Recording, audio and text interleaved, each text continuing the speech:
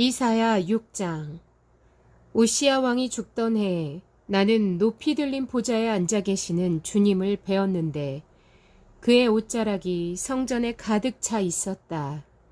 그분 위로는 스랍들이 서 있었는데 스랍들은 저마다 날개를 6 가지고 있었다. 둘로는 얼굴을 가리고 둘로는 발을 가리고 나머지 둘로는 날고 있었다. 그리고 그들은 큰 소리로 노래를 부르며 화답하였다. 거룩하시다, 거룩하시다, 거룩하시다.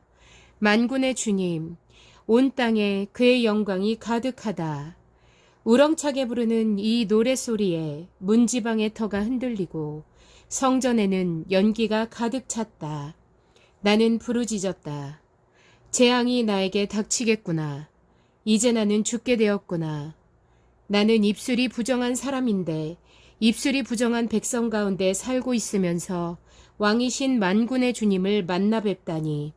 그때 세랍들 가운데서 하나가 제단에서 타고 있는 숯을 부집개로 집어 손에 들고 나에게 날아와서 그것을 나의 입에 대며 말하였다. 이것이 너의 입술에 닿았으니 너의 악은 사라지고 너의 죄는 사해졌다. 그때 나는 주님께서 말씀하시는 음성을 들었다. 내가 누구를 보낼까? 누가 우리를 대신하여 갈 것인가? 내가 아뢰었다. 제가 여기에 있습니다. 저를 보내어 주십시오. 그러자 주님께서 말씀하셨다. 너는 가서 이 백성에게 너희가 듣기는 늘 들어라. 그러나 깨닫지는 못한다. 너희가 보기는 늘 보아라. 그러나 알지는 못한다. 하고 일러라. 너는 이 백성의 마음을 둔하게 하여라. 그 귀가 막히고 그 눈이 감기게 하여라. 그리하여 그들이 볼 수 없고 들을 수 없고 또 마음으로 깨달을 수 없게 하여라. 그들이 보고 듣고 깨달았다가는 내게로 돌이켜서 고침을 받게 될까 걱정이다. 그때 내가 여쭈었다. 주님, 언제까지 그렇게 하실 것입니까? 그러자 주님께서 대답하셨다. 성읍들이 황폐하여 주민이 없어질 때까지, 사람이 없어서 집마다 빈집이 될 때까지, 밤마다 모두 황무지가 될 때까지 나 주가 사람들을 먼 나라로 흩어서 이곳 땅이 온통 버려질 때까지 그렇게 하겠다. 주민의 10분의 1이 아직 그곳에 남는다 해도 그들도 다 불에 타 죽을 것이다. 그러나 밤나무나 상수리나무가 잘릴 때에 그루터기는 남듯이 거룩한 씨는 남아서 그 땅에서 그루터기가 될 것이다. 이사야 7장.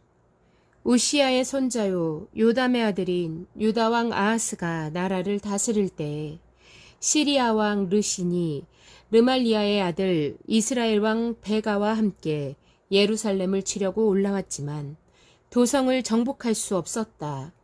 시리아 군대가 에브라임에 주둔하고 있다는 말이 다윗 왕실에 전해지자 왕의 마음과 백성의 마음이 마치 거센 바람 앞에서 요동하는 수풀처럼 흔들렸다. 그때 주님께서 이사야에게 말씀하셨다. 너는 너의 아들 스알랴숲을 데리고 가서 아하스를 만나거라. 그가 세탁자의 밭으로 가는 길, 윗문 물 빼는 길 끝에 서 있을 것이다. 그를 만나서 그에게 정신을 바짝 차리고 침착하게 행동하라고 일러라. 시리아의 르신과 르말리아의 아들이 크게 분노한다 하여도 타다감한 두 부지갱이에서 나오는 연기에 지나지 않으니 두려워하거나 겁내지 말라고 일러라.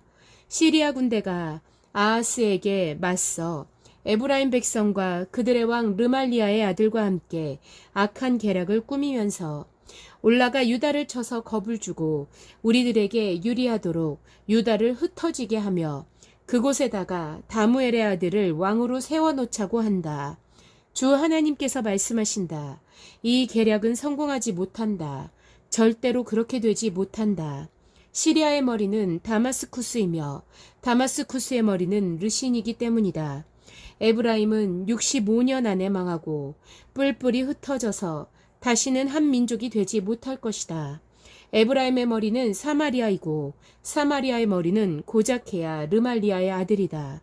너희가 믿음 안에 굳게 서지 못한다면 너희는 절대로 굳게 서지 못한다. 주님께서 아하스에게 다시 말씀하셨다.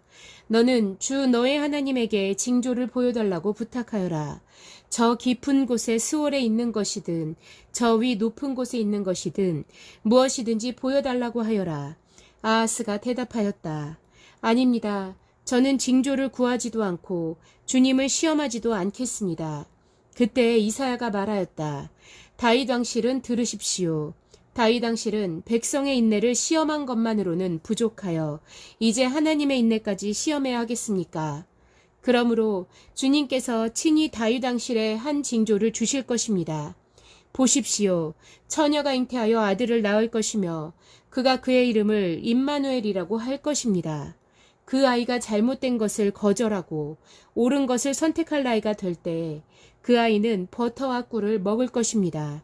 그러나 그 아이가 잘못된 것을 거절하고 옳은 것을 선택할 나이가 되기 전에 임금님께서 미워하시는 저 두 왕의 땅이 황무지가 될 것입니다. 에브라임과 유다가 갈라진 때로부터 이제까지 이 백성이 겪어본 적이 없는 재난을 주님께서는 임금님과 임금님의 백성과 임금님의 아버지 집안에 내리실 것입니다. 주님께서 아시리아의 왕을 끌어들이실 것입니다.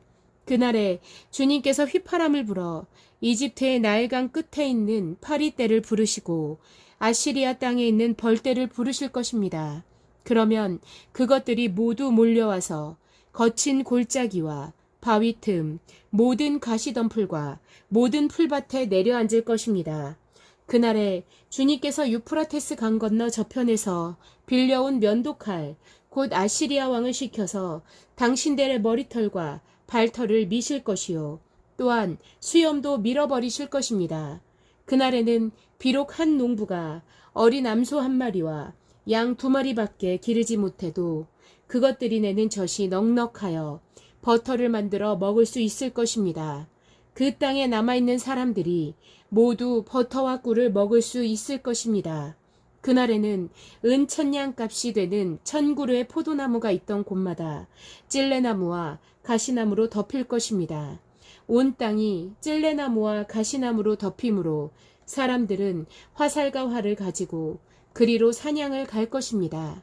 괭이로 일구던 모든 산에도 찔레나무와 가시나무가 덮임으로 당신은 두려워서 그리로 가지도 못할 것이며 다만 소나 노아 기르며 양이나 밟고 다니는 곳이 되고 말 것입니다.